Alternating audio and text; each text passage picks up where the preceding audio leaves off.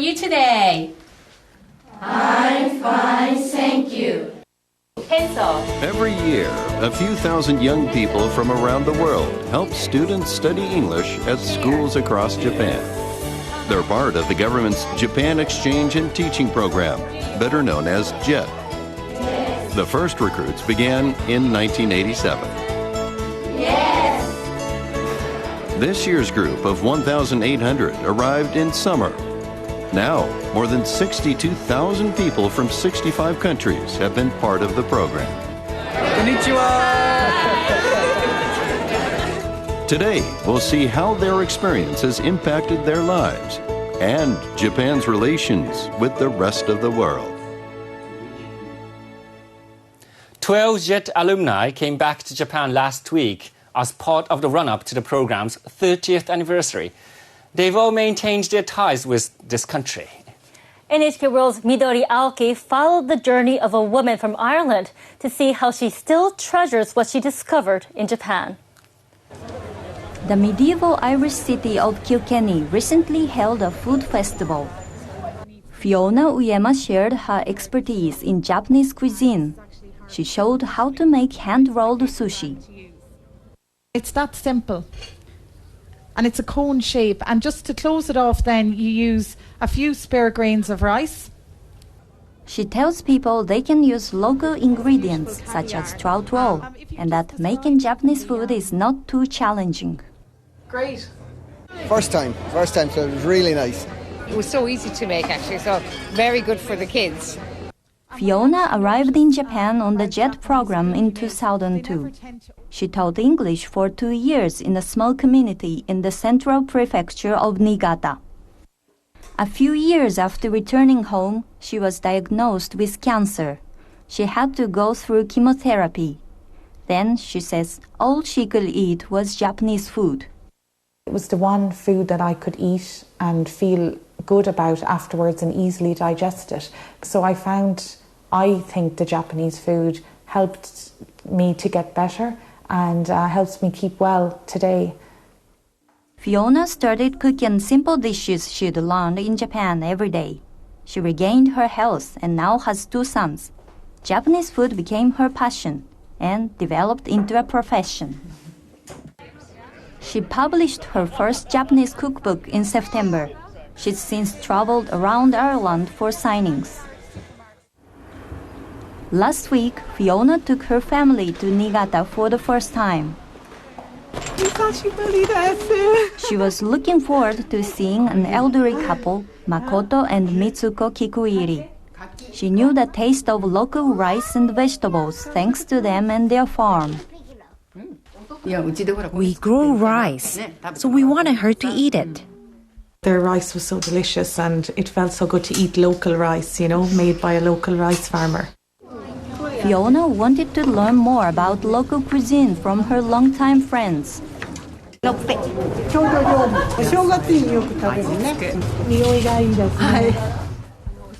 When something is in season, Japanese people eat it like kaki fruit or chestnuts in the rice.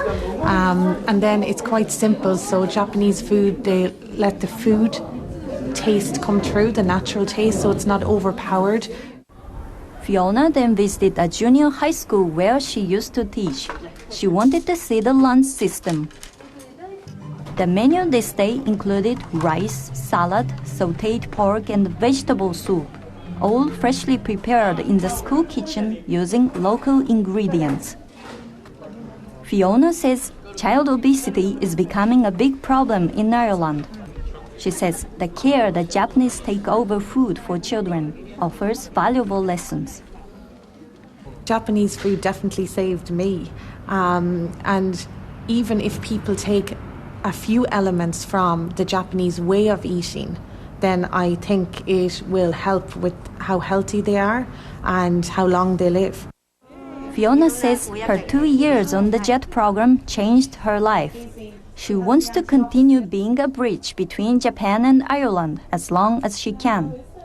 Midori Aoki, NHK World, Niigata. We're now joined by Fiona Uema and our senior correspondent, Miki Ebara, who's been covering the JET program. Nice to have you both here. Thank you. So Fiona, I'm curious, what got you interested in Japan and the JET program in the first place? Well, I studied international marketing Japanese in college, so I really enjoyed studying that and then wanted to come and live in Japan. And I thought the JET program was a great way to do that because you got involved in a community and then an opportunity to do something I love, which is teaching. And the community in Niigata where you stayed was quite small and remote. That's right, yeah, and you would think it would be harder, but actually because it's such a close-knit community, people were so welcoming and invited me to take part in the community, in their local calligraphy, dancing club and hiking, so I really became a member of the community, and as a result of that then learned so much about their culture and food. Was it a choice?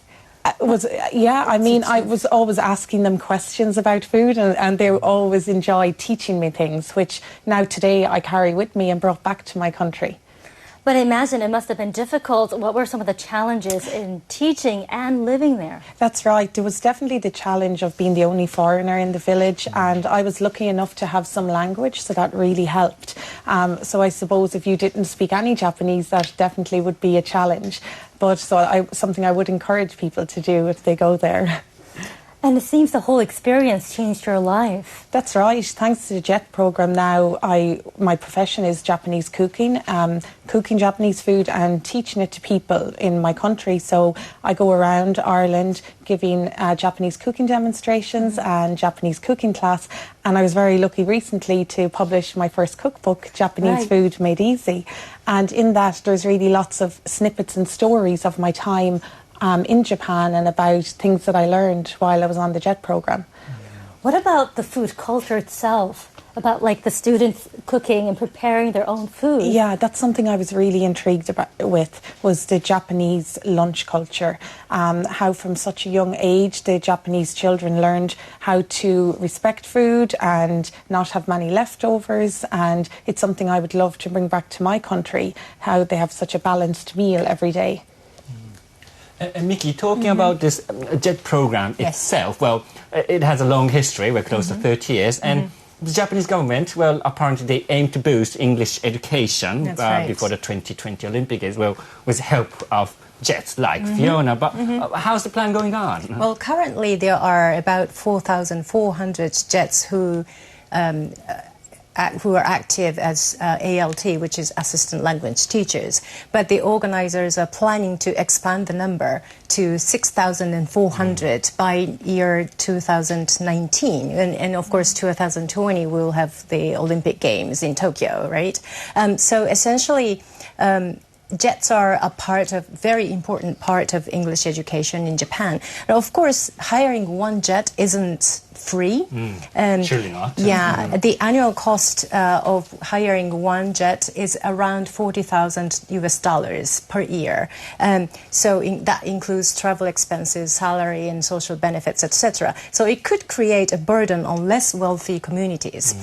So the government plans to cover the cost by allocating tax money to local governments to avoid disparities between the communities that are rich enough and not so rich.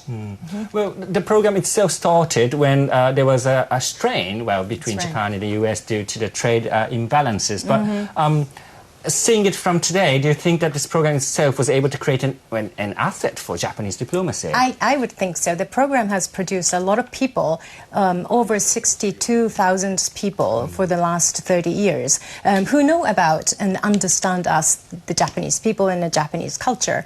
The average age of JETs is 26 years old, so they're quite young, and many don't lose ties with Japan even after they go home, like Fiona.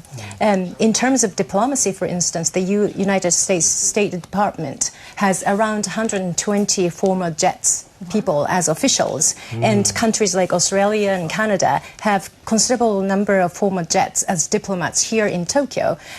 So, as you said, now the program has a few hundred people who work as international relations coordinators as well, and they're from Asian countries like South Korea, China, Thailand, and so it's not they come here for a few years to teach English and that's it and go home. But former JET members have become, as you say, a valuable asset for Japan to help Japan to have closer ties with the world.